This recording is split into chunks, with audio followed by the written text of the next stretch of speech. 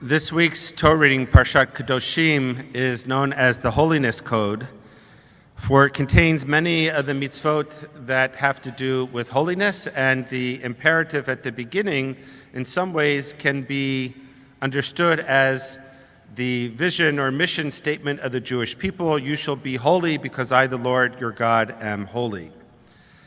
Interestingly, though, according to most commentaries, especially Rabbi Akiva, the most important mitzvah of the entire Torah, the most important mitzvah of the entire Torah, is found in Parshat Kedoshim.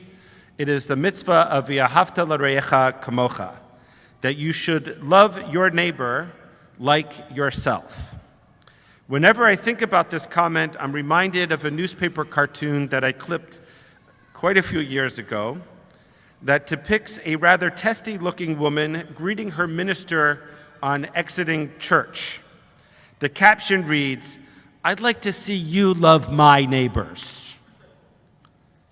In many ways, with anti-Semitism spiking today in so many places in which we live, what do we do if we can't love our neighbors? What happens if we just don't feel love for our neighbors, especially at a moment in which it feels that our neighbors are not giving so much love to us? V'ahavta l'reyecha kamocha is a lofty idea, to be sure, but it's not always so practical. So how do we live up to it? How do we live up to this mitzvah? Hillel understood the mitzvah in the negative, creating one way by which we might be able to fulfill this mitzvah in his famous take on the golden rule: do not do unto others as you would not have them do unto you. In other words, Hillel's solve for those moments where you might not be able to love your neighbors is not to think about love, but rather to think about restraint. Don't do to others as you would not have them do to you. You can't command a feeling, you can't command love, so therefore you can command an action, or in this case, an inaction. Loving your neighbor, for Hillel, is showing restraint. Rambam, Maimonides, he reads Hillel into the lamed in l're'echa. You shall love toward your neighbor. Rabbi Shlomo Riskin notes how Martin Buber utilizes the strange prefix that lamed to establish a fundamental principle of human relationships. We might have expected, he writes, the phrase to place "you shall love" as the subject and "your neighbor" as the object. But a human being is never to be seen as an object, says Buber. A fellow human being is never to be acted upon. He must always be related to l're'echa. Rabbi Shai Held, who will be here in the fall as a scholar in residence over a Slichot weekend before Rosh Hashanah, he has a new book out called The Torah of Love. He writes that the Torah integrates action and emotion. When the Torah asks for love, he says, it is calling for not only a feeling, but is calling for both a feeling and something other than a feeling, for feeling and for action. He too quotes Rambam that if we want to learn to feel compassion, we can engage in a compassionate act. And through that act, over the course of time, we can change our character. The Torah says in Deuteronomy, for example, V'yata Yisrael Madonai Elohecha shoel mimecha, and now Israel, what is it that God asks of you? What does God demand of you? Ki im liyir'ah et Adonai Elohecha, that you shall revere God, Lalechet b'chol derachav, walk in God's ways. Ulahava oto, and love. Ulavod et Adonai, and serve Adonai Elohecha, the Lord your God, b'chol levavcha u'b'chol nafshecha, with all of your heart and with all of your soul. Notice the verb pattern here that Shai very cleverly points out. The pattern is fear, walk, love, and serve. Fear, walk, love, and serve. Emotion, act, emotion, act. That integration of emotion and action. The pattern of verbs, I think, is also therefore a response to the moment in which we live.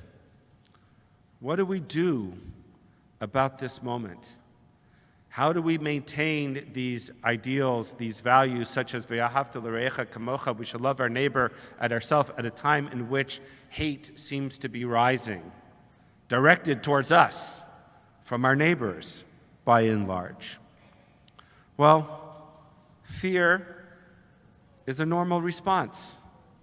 It's okay to be afraid. There's much to be fearful about. But we dare not live within that fear without an action to counteract it and allow us to find hope and to move beyond it.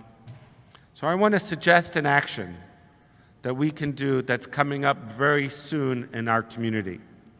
And that is to register and to walk for Israel with our community the beginning of June. I just attended a meeting yesterday going over all the security concerns and actions that are going to be taken to ensure the security of the walk, where there's normally 25,000 plus members of our community walking in support of Israel. And there's a lot of concern that the counter-protesters that will be there, and how are the police going to keep us safe and keep the counter-protesters safe and also at a distance. And it's a tense time, that's for sure. But if we stay home, if we feed into the fear and we allow it to paralyze us, then we're giving them a win, because that's ultimately what they want. So, an action: walk for Israel, register, show up, be present. Also, I want to talk about love. Fear, walk, love. Being with our community in strong numbers is an act of love. As I said, there were 25,000 people in attendance at the walk last year. It's the largest gathering of Jewish people in the world outside of the New York Yom Ha'atzmaut parade.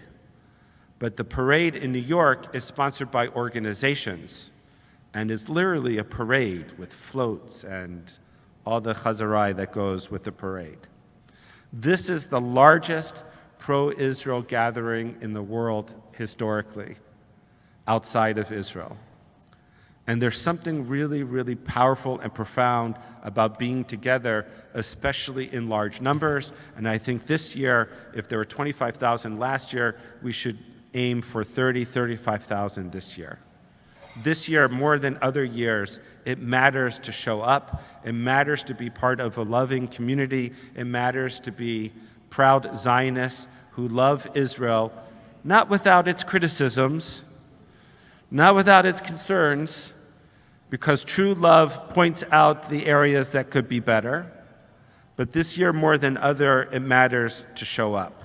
Fear, walk, love. And by the way, we're not alone. It doesn't always seem like there are enough allies out there, but we have our allies. This week, Reverend David Lamore, who is the rabbi at King Street Church in Oshawa, where I was invited just before Pesach to do an interfaith Seder in his church, he came to visit with me and to see Beth Tzedec, and he and I and Reverend Jason Bainsay, who's from Timothy Eaton Church, where we did the Interfaith Solidarity Rally last November, the three of us, plus Rabbi Splansky from Holy Blossom, are getting together, and we're trying to figure out what's next in terms of building this interfaith relationship and alliance. It means so much to me, and it should mean so much to us as a community, that these people and their churches continue to think about us, to pray for us, and to be engaged with us. And if that weren't enough, yesterday on my voicemail, I picked up a call from a person whose name is Robert, who's been not Jewish, but reading and watching everything that's going on, and just wanted to call and share with someone in the Jewish community that he thinks that what's happening in the world is absurd, that Israel has every right to defend itself, that the Jewish community in Canada have every right to feel safe and be free from anti-Semitism, and he just felt the need to pick up the phone and to share his concern, his love with the Jewish community. Fear, walk, love. All of these elements from this pasuk in Deuteronomy are coming to play at this moment, as is serve. To serve the Jewish people and to serve Torah. Who would have thunk that Eden Golan, Israel's entry to Eurovision, would have made the finals in such an environment? And yet she did. This evening, before Shabbat is over, she's going to be singing. She's probably not going to win, but there is a notion that she could place within the top 5, which would be amazing. And if you haven't heard her, and if you haven't heard the song Hurricane, you should listen to it. She's fantastic. And yesterday, she couldn't leave her hotel room because 5,000 pro-Palestinian protesters were in the square, and the Shin Bet basically told her she needed to stay put. It's a crazy, crazy world that we're living in. And yet, when she was asked about it, she responded with such courage and wisdom and poise and said, Eurovision is about singing. It's about coming together. It's not about division. And I hope through my song and the songs of others that are performing here, we can focus on what unites us, not on what divides us. I can't think of a better example of what it means to serve God and to serve humanity than that. Actually, I can. Also this week, a group of students, university students, testified in the House of Commons about anti-Semitism on campus and the experiences that they're having. That's serving the Jewish people and serving Canadians as well.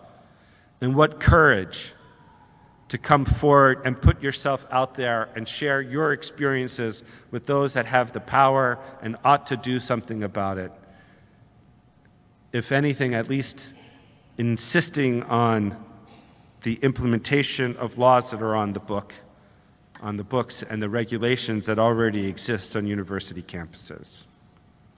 Fear, walk, love, serve. Emotion, act, emotion, action. As Rabbi Shai Held said, our Torah integrates emotion with action. V'yahavta l'recha kamocha is not a command just to love, it is a command to love and then to act on that love. Note that in all these commentaries, v'yahavta l'recha kamocha is not dependent on how our neighbors treat us. The mitzvah is to rise upon a tit for tat, a quid pro quo, but to do what is right because it is right. I had a conversation over dinner this week in which we talked about how do you navigate these moments of crisis. And my answer was quite simple. Kedoshim, this parsha, this mitzvah. At a moment of crisis, at a moment of disruption, the only response is to lean into our values. To lean into our values. Principles only matter when they're challenged, and we are being challenged at this moment. Rabbi Jonathan Sachs says, the Torah is concerned not only with our behavior, but also with our character. Not just about what we do, but also the kind of person we become. This parsha, this mitzvah, outlines what that is. And so at this moment in which we feel afraid, at this moment in which we sometimes wonder what is the best response for the insanity, the topsy-turviness of the world that we are facing, the parsha comes to remind us to rise above it. V'ahavta l'recha kamocha, to be the example of what it means to live to be good neighbors, and to live in a community that values diversity, freedom, justice, love, humanity. What a great, great message for us at this moment. Ve'ahavta l'recha kamocha. How will you take that mitzvah into your life at this time?